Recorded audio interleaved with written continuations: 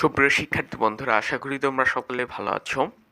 আজকে আলোচনা করব সপ্তম শ্রেণীর বাংলা চতুর্থ অধ্যায়ের চারপাশের লেখার সাথে পরিচিত হই।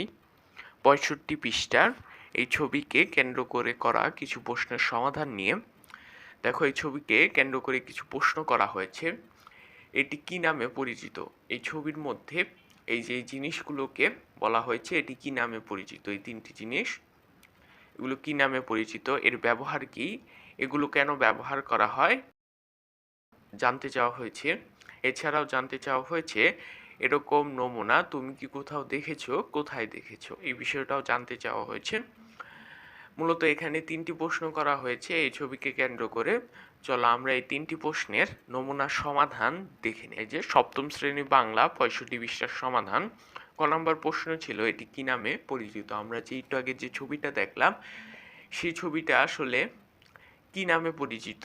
এটি নোটিশ নামে পরিচিত।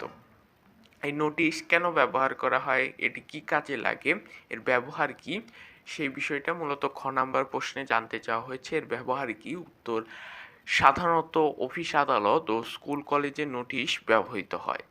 এই প্রায়োগিক লেখার মূল উদ্দেশ্য অধীনস্থ সকলকে কোনো কিছু জানানো। অফিসের নিয়ম ও কার্যক্রম সম্পর্কে জানতে ছোট্ট পরিসরে এ প্রায়োগিক লেখা ব্যবহৃত হয়।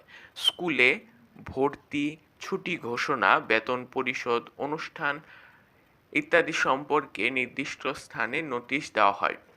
আর যে স্থানে নোটিশ থাকে সেটাকে বলা হয় নোটিশ বোর্ড। এটা কিন্তু মনে রেখো। তারপরে সরকারি ও বেসরকারি সকল প্রতিষ্ঠান নোটিশ ব্যবহার করে।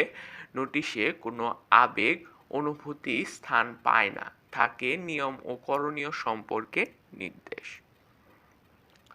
এখন আমরা জানবো সর্বশেষ প্রশ্নের উত্তর সম্পর্কে। দেখো, আরেকটি প্রশ্ন ছিল এরকম নমুনা তুমি কি কোথাও দেখেছো, কোথায় দেখেছো? উত্তর: হ্যাঁ, এরকম নমুনা দেখেছি বিদ্যালয়ে, অফিসে, দেওয়ালে সাঁটানো অবস্থায়, অনলাইনে।